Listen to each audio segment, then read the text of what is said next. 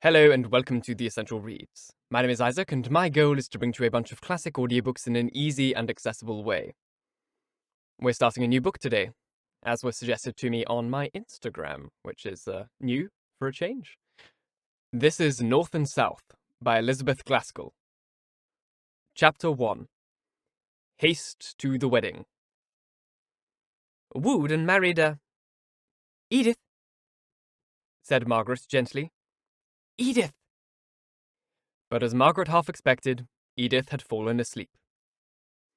She lay curled up on the sofa in the back drawing room in Harley Street, looking very lovely in her white muslin and blue ribbons.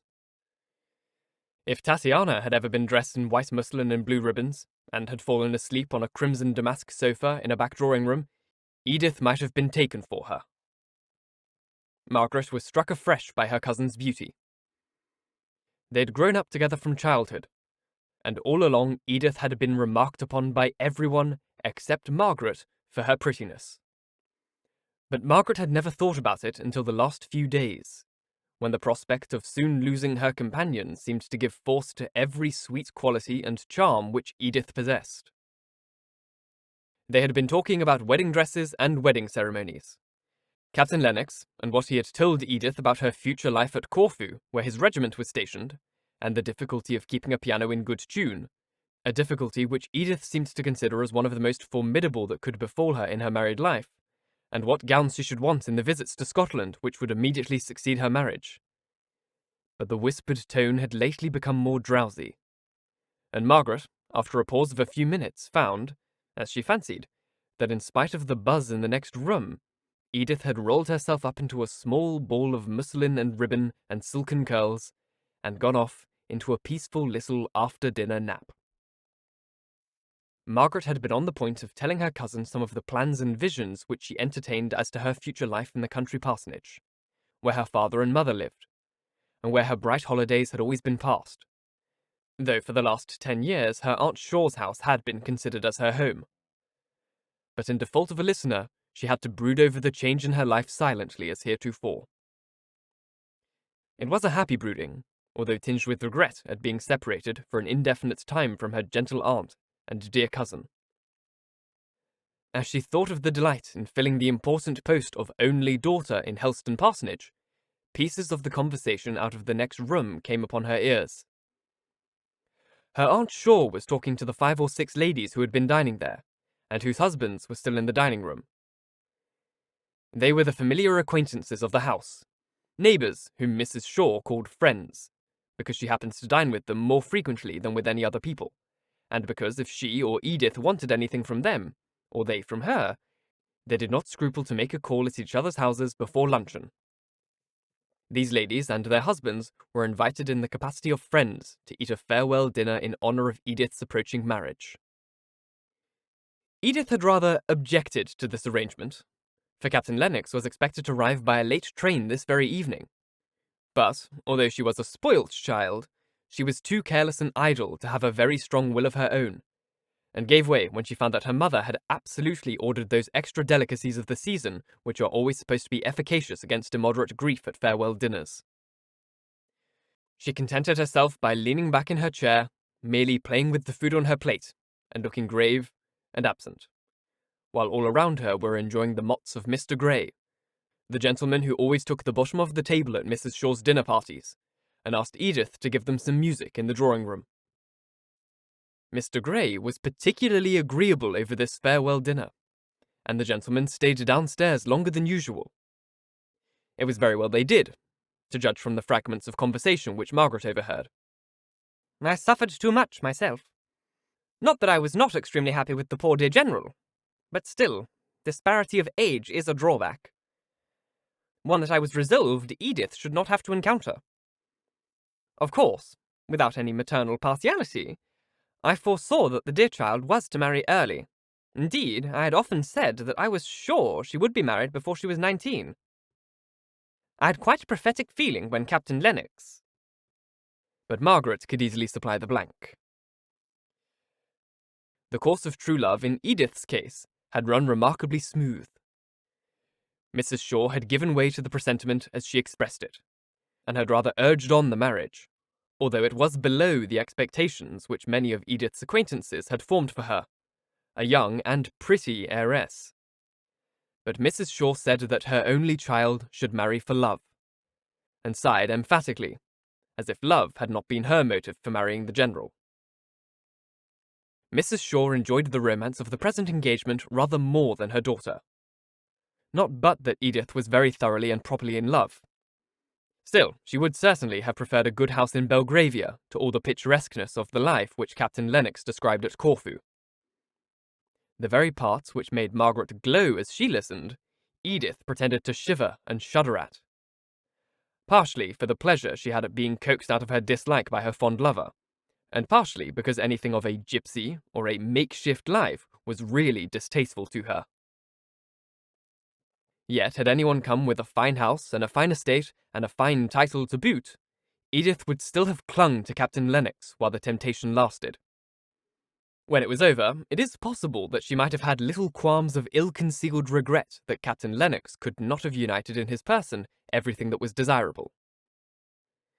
In this, she was her mother's child, who, after deliberately marrying General Shaw with no warmer feelings than respect for his character and establishment, was constantly, though quietly, bemoaning her hard lot in being united to one whom she could not love. "I've spared no expense in her trousseau," were the next words Margaret heard.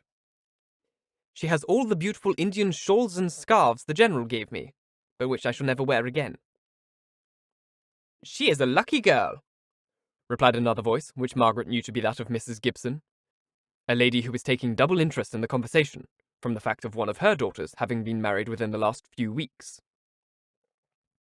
"Helen had set her heart upon an Indian shawl, but really, when I found what an extravagant price was asked, I was obliged to refuse her. She will be quite jealous when she hears of Edith having Indian shawls." "What kind are they? Delhi, with the lovely little borders?" Margaret heard her aunt's voice again, but this time it was as if she had raised herself up from her half-recumbent position and were looking into the more dimly lighted back drawing-room. "Edith! Edith!" cried she, and then sank back as if wearied by the exertion.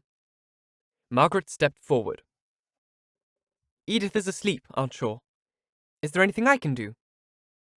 All the ladies said, "Poor child!"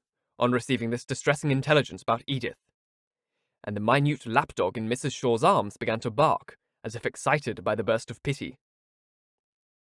"Hush, Tiny! You little naughty girl! You will wake up your mistress. It was only to ask Edith if she would tell Newton to bring down her shawls. Perhaps you would go, Margaret dear." Margaret went up to the old nursery at the very top of the house, where Newton was busy getting some laces which were required for the wedding. While Newton went, not without a muttered grumbling, to undo the shawls, which had already been exhibited 4 or 5 times that day, Margaret looked around upon the nursery. The first room in that house with which she had become familiar 9 years ago, when she was brought, all untamed from the forest, to share the home, the play, and the lessons of her cousin Edith. She remembered the dark, dim look of the London nursery, presided over by an austere and ceremonious nurse, who was terribly particular about clean hands and torn frocks. Separate from her father and aunt, who were dining somewhere down below, an infinite depth of stairs. For unless she were up in the sky, the child thought, they must be deep down in the bowels of the earth. At home, before she came to live in Harley Street, her mother's dressing-room had been her nursery, and as they kept early hours in the country parsonage, Margaret had always had her meals with her father and mother. Oh, well did the tall, stately girl of 18 remember the tears shed with such wild passion of grief by the little girl of 9, as she hid her face under the bedclothes in that first night, and how she was bidden not to cry by the nurse, because it would disturb Miss Edith, and how she had cried as bitterly, but more quietly, till her newly seen grand pretty aunt had come softly upstairs with Mr. Hale to show him his little sleeping daughter. Then the little Margaret hushed her sobs, and tried to lie quiet as if asleep, for fear of making her father unhappy by her grief, which she dared not to express before her aunt, and which she rather thought it was wrong to feel at all after the long hoping and planning and contriving they had gone through at home before her wardrobe could be arranged to suit her grander circumstances, and before Papa could leave his parish to come up to London even for a few days. Now she had got to love the old nursery, though it was but a dismantled place, and she even looked all round with a kind of cat-like regret at the idea of leaving it forever in 3 days. I think we shall all be sorry to leave this dear old room. Indeed, miss, I shan't, for one. My eyes are not so good as they were, and the light here is so bad I can't see to mend laces except just at the window, where there's always a shocking draught, enough to give one one's death of cold. Well, I dare say you will both have good light and plenty of warmth at Naples. You must keep as much of your darning as you can till then. Thank you, Newton, I can take them down. You're busy. So Margret went down laden with shawls, and snuffing up their spicy eastern smell. Her aunt asked her to stand as a sort of lay figure on which to display them, as Edith was still asleep. No one thought about it, but Margaret's tall, finely made figure, in the black silk dress which she was wearing as mourning for some distant relative of her father's, set off the long, beautiful folds of the gorgeous shawls that would have half smothered Edith. Margret stood right under the chandelier, quite silent and passive, while her aunt adjusted the draperies. Occasionally, as she was turned around, she caught a glimpse of herself in the mirror over the chimney-piece, and smiled at her own appearance there. The familiar features in the unusual garb of a princess. She touched the shawls gently as they hung around her, and took a pleasure in their soft feel and their brilliant colours, and rather liked to be dressed in such splendour, enjoying it much as a child would do, with a quite pleased smile on her lips. Just then the door opened, and Mr. Henry Lennox was suddenly announced. Some of the ladies startled back, as if half ashamed of their feminine interest in dress. Mrs. Shaw held out her hand to the newcomer. Margret stood perfectly still, thinking she might yet be wanted as a sort of block for the shawls, but looking at Mr. Lennox with a bright, amused face, as if sure of his sympathy in her sense of the ludicrousness at being thus surprised. Her aunt was so much absorbed in asking Mr. Henry Lennox, who had not been able to come to dinner, all sorts of questions about his brother, the bridegroom, his sister, the bridesmaid, coming with the captain from Scotland for the occasion, and the various other members of the Lennox family, that Margret saw she was no more wanted as a shawl-bearer, and devoted herself to the amusement of the others, whom her aunt had for the moment forgotten. Almost immediately, Edith came in from the back drawing-room, winking and blinking her eyes at the stronger light, shaking back her slightly ruffled curls, and altogether looking like Sleeping Beauty just startled from her dreams. Even in her slumber, she had instinctively felt that a Lennox was worth rousing herself for. And she had a multitude of questions to ask about dear Janet, the future, unseen sister-in-law, for whom she had professed so much affection that if Margret had not been very proud, she might have almost felt jealous from the mushroom rival. As Margret sank rather more into the background on her aunt's joining the conversation, she saw Henry Lennox directing his look towards a vacant seat near her, and she knew perfectly well that as soon as Edith released him from her questioning, he would take possession of that chair. She had not been quite sure, from her aunt's rather confused accounts of his engagements, whether he would come that night. It was almost a surprise to see him, and now she was sure of a pleasant evening. He liked and disliked pretty nearly the same things that she did. Margaret's face was lightened up into an honest, open brightness. By and by he came. She received him with a smile which had not a tinge of shyness or self-consciousness in it. "Well, I suppose you are all in the depths of business. Ladies' business, I mean. Very different to my business, which is the real, true law business. Playing with shawls is very different work to drawing up settlements." I knew you would be amused to find us all so occupied in admiring finery. But really, Indian shawls are very perfect things of their kind. I've no doubt they are, and the prices are very perfect too. Nothing wanting. The gentlemen came dropping in one by one, and the buzz and noise deepened in tone.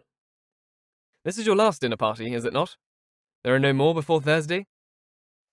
No, I think after this evening we shall all feel at rest, which I am sure I have not done for many weeks. At least that kind of rest when the hands have nothing more to do, and all the arrangements are complete for an event which must occupy one's head and heart. I should be glad to have time to think, and I'm sure Edith will too. I'm not so sure about her, but I can fancy that you will. Whenever I have seen you lately, you have been carried away by a whirlwind of some other person's making. I wonder if a marriage must always be preceded by what you call a whirlwind, or whether in some cases there might not rather be a calm and peaceful time just before it. Cinderella's godmother ordering the trousseau, the wedding breakfast, writing the notes of invitation, for instance, said Mr. Lennox, laughing. But are all these quite necessary troubles? Asked Margret, looking up straight at him for an answer. A sense of indescribable weariness of all the arrangements for a pretty effect, in which Edith had been busied as supreme authority for the last 6 weeks, oppressed her just now. And she really wanted someone to help her to a few pleasant, quiet ideas connected with a marriage. Oh, of course, he replied with a change to gravity in his tone. There are forms and ceremonies to be gone through. Not so much to satisfy oneself as to stop the world's mouth, without which stoppage there would be very little satisfaction in life. But how would you have arranged a wedding? Oh, I've never much thought about it.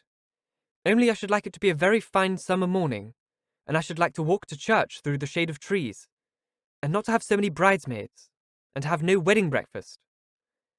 I dare say I'm revolving against the very things that have given me the most trouble just now. No, I don't think you are. The idea of stately simplicity accords well with your character. Margaret did not quite like this speech. She winced away from it more from remembering former occasions on which he had tried to lead her into a discussion, in which he took the complimentary part, about her own character and ways of going on. She cut his speech rather short by saying, It is natural for me to think of Helstone Church and the walk to it, rather than of driving up to a London church in the middle of a paved street. Tell me about Helstone. You've never described it to me. I should like to have some idea of the place you will be living in, when 96 Harley Street will be looking dingy and dirty, and dull and shut up. Is Helstone a village or a town, in the first place? Oh, only a hamlet. I don't think I could call it a village at all. There is the church and a few houses near it on the green, with roses growing all over them. And flowering all the year round, especially at Christmas. Make your picture complete, said he. No, replied Margaret, somewhat annoyed. I'm not making a picture. I'm trying to describe Helstone as it really is. You should not have said that. I am penitent, he answered. Only it really sounded like a village in a tale rather than in real life. And so it is, replied Margaret eagerly. All the other places in England that I have seen seem so hard and prosaic looking after the New Forest. Helstone is like a village in a poem, in one of Tennyson's poems. But I won't try and describe it any more. You'll only laugh at me if I told you what I think of it. What it really is. Indeed I would not. But I see you are going to be very resolved. Well then, tell me that which I should still like better to know. What is the parsonage like? Oh, I can't describe my own home. It is a home, and I can't put its charm into words. I submit. You are rather severe tonight, Margaret. How? Said she, turning her large, soft eyes round full upon him. I did not know I was. Why, because I made an unlucky remark, you will never tell me what Helstone is like. Nor will you say anything about your home, though I have told you how much I want to hear about both, the latter especially. But indeed I cannot tell you about my own home. I don't quite think it is a thing to be talked about, unless you knew it. Well then, pausing for a moment, tell me what you do there. Here you read, or have lessons, or otherwise improve your mind till the middle of the day. Take a walk before lunch, go a drive with your aunt after, and have some kind of engagement in the evening. There, now fill up your day at Helstone. Shall you ride, drive, or walk?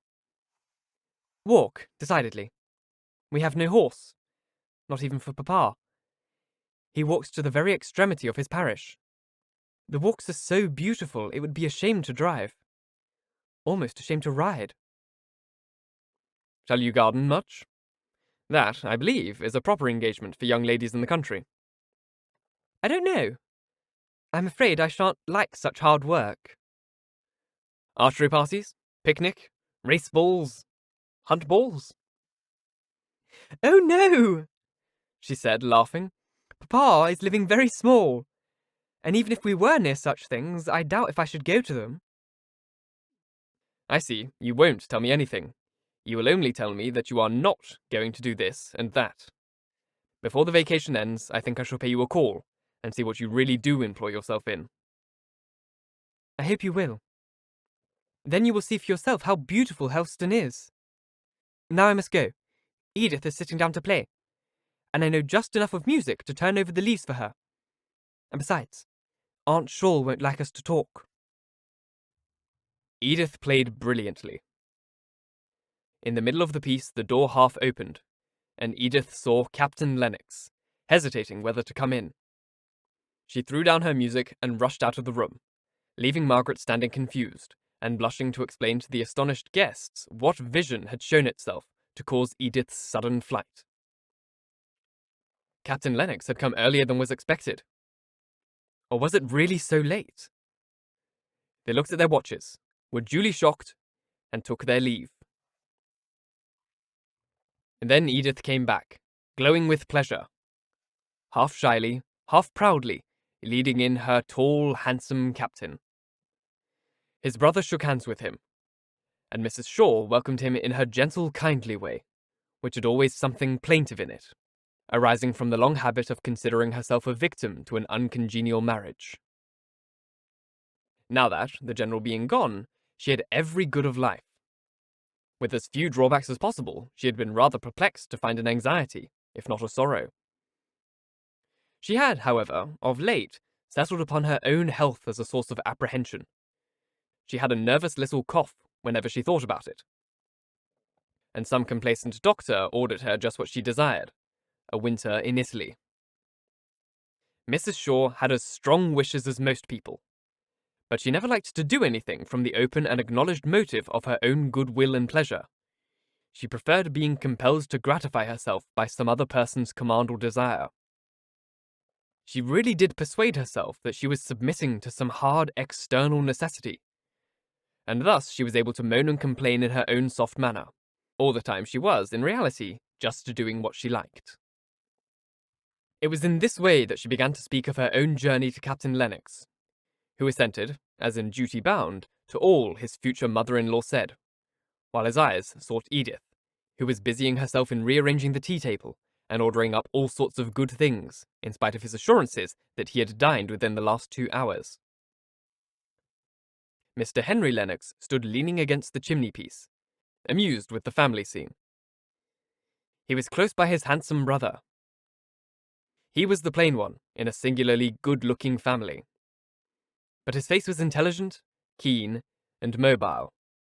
And now and then Margret wondered what it was that he could be thinking about, while he kept silence, but was evidently observing, with an interest that was slightly sarcastic, all that Edith and she were doing. The sarcastic feeling was called out by Mrs. Shaw's conversation with his brother. It was separate from the interest which was excited by what he saw. He thought it a pretty sight to see the 2 cousins so busy in their arrangements about the table. Edith chose to do most herself. She was in a humour to enjoy showing her lover how well she could behave as a soldier's wife. She found out that the water in the urn was cold, and ordered up the great kitchen tea kettle. The only consequence of which was that when she met it at the door, and tried to carry it in, it was too heavy for her, and she came in pouting, with a black mark on her muslin gown, and a little round white hand indented by the handle, which she took to show Captain Lennox, just like a hurt child. And, of course, The remedy was the same in both cases. Margaret's quickly adjusted spirit lamp was the most efficacious contrivance, though not so like the gypsy encampment which Edith, in some of her moods, chose to consider the nearest resemblance to a barrack life. After this evening, all was bustle till the wedding was over. Thank you so very much for listening. If you enjoyed, please like, comment, share, all that jazz, and if you really enjoyed, do subscribe because there is more to come. Just like Sense and Sensibility, this book is also 50 chapters, so we're going to be here for a little bit. If you're listening on podcasts, please leave a review as it helps get this in front of as many people as possible, and reading your reviews really, really makes my day. If you want to support the show further, there is a Ko-Fi link just here on screen.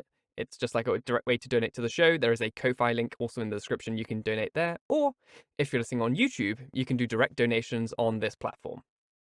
Once again, thank you so very much for listening. And until next time, bye-bye.